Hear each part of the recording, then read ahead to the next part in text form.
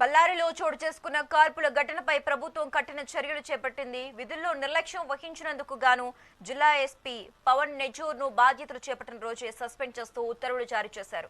ఈ కేసులో BJP MLA గాలి జనార్దన్ రెడ్డి సహా 11 మందిపై పోలీసులు కేసు నమోదు చేశారు. కాల్పుల్లో మరణించిన రాజశేఖర్ శరీరంలోని బుల్లెట్లను ఫోరెన్సిక్ పరీక్షలకు పంపినట్లు ఏడీజీపీ హితేంద్ర వెల్లడించారు. అలాగే నిందితుల నుంచి 5 తుపాకులను స్వాధీనం చేసుకుని దర్యాప్తు ముమ్మరం చేశారు.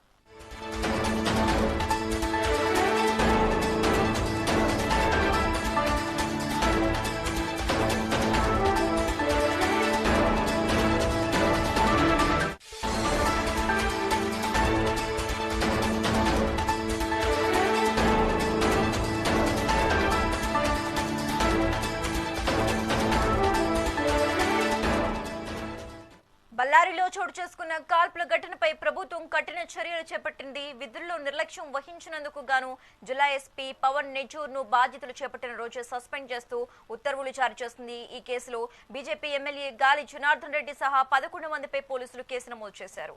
ఇక ఇదే అంశానికి సంబంధించి మోర్ అప్డేట్స్ మా ప్రతినిధి రవితేజ లైవ్ ద్వారా అందిస్తారు. రవితేజ, ఏదైతే బళ్ళారి జరిగిన కాల్పుల ఘటనలో కర్ణాటక ప్రభుత్వం పూర్తి సీరియస్ అయిందని చెప్పొచ్చు. ఈ ఘటన పైన ముఖ్యమంత్రి సిద్ధరామయ్య తీవ్ర అసహనాన్ని వ్యక్తం చేశారు. ఏదైతే వాల్మీకి మహర్షి విగ్రహ ఆవిష్కరణలో భాగంగా బళ్ళారి నగర వ్యాప్తంగా కూడా పెద్ద ఎత్తున ఫ్లెక్సీలు ఏర్పాటు చేసి ఇంటి ప్రహార గోడకు కూడా Nara Bharat MLA sitting MLA Nara Bharat Reddy అంచాడు సతీష్ రెడ్డి గాలి జనార్దన్ రెడ్డి ఇంటి ప్రహార గోడకు కూడా ఫ్లెక్సీ కట్టిన నేపథ్యంలో చిన్న వివాదంగా నెలకొన్న ఈ వివాదం పూర్తి స్థాయిలో పెద్దది కావడం, అలాగే తుపాకులతో కాల్పులు జరిగేంతగా పెరిగిపోవడంతో పెద్ద ఎత్తున కర్ణాటక రాష్ట్రంలో పెద్ద దుమారం రేపుదని చెప్పవచ్చు. ఏదైతే ఈ కాల్పుల్లో కాంగ్రెస్ కార్యకర్త ఎవరైతే ఉన్నారో రాజశేఖర రెడ్డి మృతి చెందారో, అయితే ఇందులో సతీష్ రెడ్డి కూడా తీవ్ర గాయాలతో బెంగళూరు అపోలో ఆసుపత్రిలో చికిత్స పొందుతున్నారు.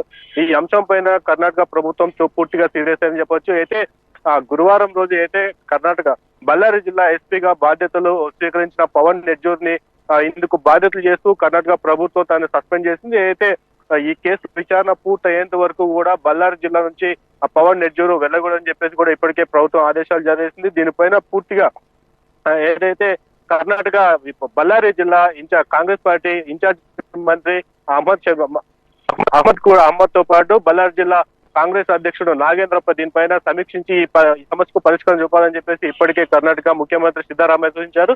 ఈ నేపథ్యంలోనే ఈ రోజు జరగాల్సిన వాల్మీకి మహర్షి విగ్రహ ఆవిష్కరణ కూడా వాయిదా పడింది. అయితే సాయంత్రం జరగాల్సిన ఈ కార్యక్రమానికి కర్ణాటక ముఖ్యమంత్రి సిద్ధరామయ్యతో పాటు కాంగ్రెస్ పార్టీ అగ్ర నేతలతో కూడా ఈ కార్యక్రమానికి హాజరు కావాల్సింది. అయితే ఈ క్రమంలోనే బళ్ళారిలో జరిగిన కాల్పుల కలకలంతోనూ అలాగే కాంగ్రెస్ పార్టీకి చెందిన కార్యకర్త మృతి చెందడంతోనూ కర్ణాటకలో 144 సెక్షన్ అమల్లో ఉంది. బళ్ళారి జిల్లాలో 144 సెక్షన్ అమల్లో ఉన్న నేపథ్యంలోనే ఈ కార్యక్రమం జరిగితే మరీ పెద్ద ఎత్తున మళ్ళీ అల్లర్లు జరిగే అవకాశం ఉందన్న నేపథ్యంలోనే ఈ కార్యక్రమాన్ని పూర్తిగా వాయిదా వేస్తున్నట్లు ఇప్పటికే మనకు అందుతున్న సమాచారం. ఏదైతే కాంగ్రెస్ పార్టీ కార్యకర్త రాజశేఖర్ మృతి చెందిన ఘటన పైన అలాగే ఇప్పుడు బళ్ళారి జిల్లా ఇన్ఛార్జ్ మంత్రితో పాటు జిల్లా అధ్యక్షుడు నాగేంద్ర అలాగే కాంగ్రెస్ పార్టీ నేతలు కూడా రాజశేఖర్ కుటుంబాన్ని మరికొద్ది సేపట్లో పరామర్శించున్నారు. అలాగే ఆ కుటుంబానికి ఆర్థికంగా కూడా ఆదుకున్నారు. ఏదైతే ఈ ఓవరాల్ అంశం మీద అంతటి మీద కూడా కర్ణాటకలో అలాగే బళ్ళారి జిల్లాలో పెద్ద ఎత్తున దుమారం జరిగింది. అయితే బీజేపీ గంగావతి బీజేపీ ఎమ్మెల్యే గాలి ఇప్పటికే దీనిపైన సిబిఐ విచారణ జరిపించాలి, లేకపోతే హైకోర్టు జడ్జితో విచారణ జరిపించాలని చెప్పారు. ఏదైతే ప్రైవేటు వ్యక్తి గన్నులో నుంచి వచ్చిన బుల్లెట్ ఏదైతే ఉందో ఇప్పటికే ఫోరెన్సిక్ ల్యాబ్ కూడా పంపించారు. అయితే ప్రైవేట్ వ్యక్తితో ఉన్న 5 గన్నులను కూడా స్వాధీనం చేసుకున్నారు. ఏదైతే ఎప్పుడు కూడా బళ్ళారి జిల్లాలో గన్ కల్చర్ లేదు. అయితే కొత్తగా కాంగ్రెస్ ప్రభుత్వం ఏర్పడినప్పటి నుంచి గత 2023 ఎన్నికల అనంతరం బళ్ళారి జిల్లాలో గన్ కల్చర్ మొదలైంది, రౌడీజం మొదలైంది చెప్పేసి ఇప్పటికే గాలి జనార్దన్ రెడ్డి తీవ్రంగా ఆరోపించారు. ఏదైతే గాలి జనార్దన్ రెడ్డి అలాగే నారా భరత్ రెడ్డి కుటుంబాల మధ్య గతం నుంచి కూడా ఆధిపత్య పోరు కొనసాగుతుంది. ఏదైతే గాలి జనార్దన్ రెడ్డి మైనింగ్ విషయంలో పెద్ద ఎత్తున బళ్ళారిలో మైనింగ్ నడిపిన విషయం అందరికీ తెలిసిందే. ఈ నేపథ్యంలోనే రెండు కుటుంబాల మధ్య కూడా పెద్ద ఎత్తున వివాదాలు నెలకొన్నాయి. అయితే 2023 ఎన్నికల అనంతరం కూడా ఇదే విషయం నారా భరత్ రెడ్డి అలాగే గంగావతి ఎమ్మెల్యే ఎవరైతే గాలి జనార్దన్ రెడ్డి ఉన్నారో ఉత్తర కర్ణాటక సువర్ణ సౌధ అసెంబ్లీ కార్యక్రమాల్లో కూడా ఈ అంశాన్ని లేవనెత్తారు. భరత్ రెడ్డి గాలి జనార్దన్ తీవ్రమైన ఆరోపణలు చేశారు.